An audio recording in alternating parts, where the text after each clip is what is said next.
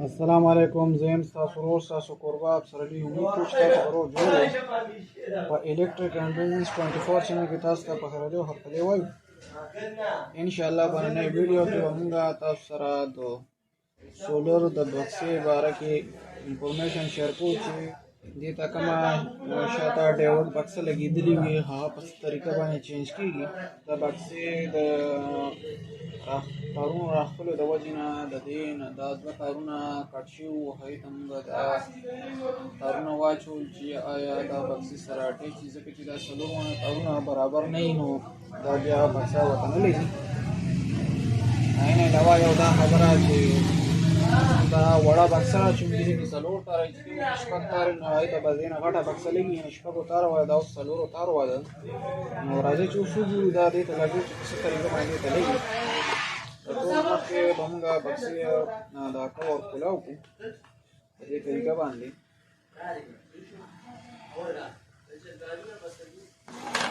د هغې نه بعد به موږ د دې د څلور واړه چې کوم دي نو دا به سیکه کړو، یعنې کومه دا پرې ولګو.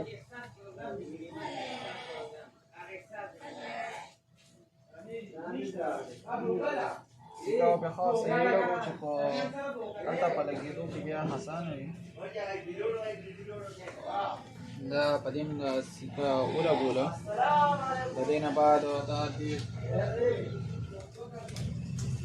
اوس په دې سره دا څلور تارونه احتیاط باندې به دا تارونه پسې ولګو.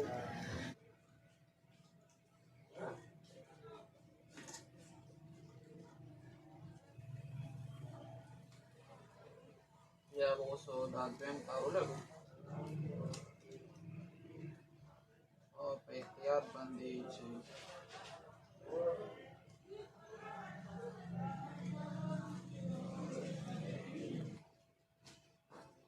اوس په څلورم تار په دې طریقه باندې ولګو.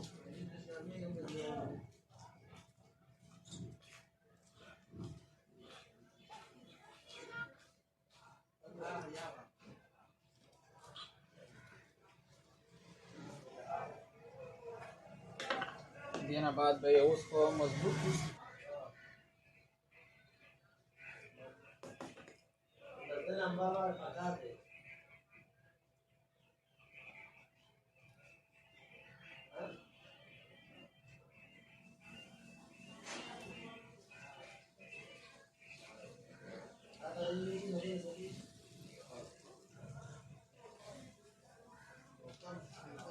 د دې د مضبوطېدو نه بعد دا موږ څلور واړه تارونه په طریقه باندې په سیریل نمبر کې ولګول. د دې نه بعد دا تاسو وګورئ په دې کې د پلس ماینس په دې باندې پته لګي چې د ډیوډو ته تاسو خیال وکړئ د دې په یو سایډ باندې دا نښه ده، نو دا سایډ چې کوم دی دا زموږ پلس سایډ دی او په کوم سایډ باندې چې نښه نشته نو دا چې کوم دی ماینس سایډ دی. نو دا بکسه موږ اوس ولګوله. اوس به موږ دا په دې سولر پورې کلکوو. نو د هغې دپاره خو مختلف شیونه استعمالیږي. سمدباڼه هم استعمالولی شئ، د هغې نه علاوه تاسو میجیک هم استعمالولی شئ او د طریقو باندې تاسو دا په دې باډۍ پورې کلکولی شئ. نو دا موږ سمدباڼ کولاو کړو. موږ په سمدباڼ باندې دا بکسه کلکوو. د ټول نه مخکې به دې ته سمدباڼ واچو، ډېر چاپېره به تاسو په طریقه باندې سمدباڼ واچو چې نه ورشي.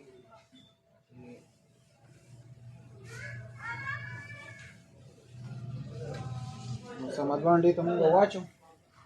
اوس په سولر موږ په ځمکه باندې کېږدو او په دې به څه وتړو کېږدو چې دا تر دې پورې وچ شوي نه وي چې دا بکسه دې پورې لاندې کلکه وي. د هغې نه بعد به موږ دا کور داسې ولګو. نو زموږ سولر چې دا به مکمل بکسه کمپلیټ شي.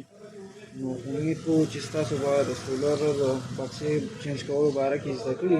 کومه ویډیو مو خوښه شوي نو نورو ملګرو سره یې شیر کړئ. زموږ الیکټریک اینډ بزنس 24 چینل سبسکرایب کړئ.